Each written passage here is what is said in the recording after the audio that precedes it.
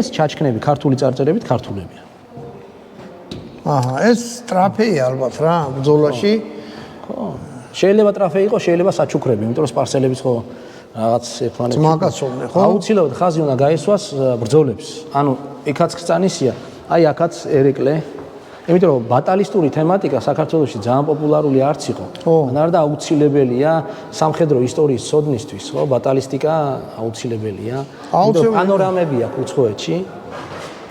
უნდა ნახოთ რა. ხო, და მოკლედ მობრძანდით რა და აი ძალიან მინდა რომ თქვენი თვალით ნახოთ რა. ორი პატარა ნაწილი საზღვრებში ვიყავით კი. და აქ არის ხანჯლები, ძალიან სერიოზული ნამუშევრებია გამოფენილი. და მე მინდა რომ ბავშვები, მასწავლებლები, სტუდენტები, მჭედლები, კოლექციონერები, ვისაც იარაღი უყვარს და ვინც ჩემთან მოვიდნენ ნახონ, ხო. ან შარშან ვინც იყო არიციან რომ ესეთი რაღაც დაემატა, ეს გამოფენა იქნება 6 თვე. აი გახედე რა საინტერესო გამოფენა არის აქ.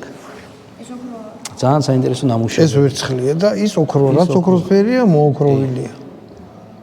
ძალიან საინტერესო ნამუშევარია რა. სულ ბორის იმითი აწყობილი ეს ნახე რა. კი ბატონო. მოკლედ ახლა არის ჯღამაძის, არის რავი, სხვადასხვა დიდი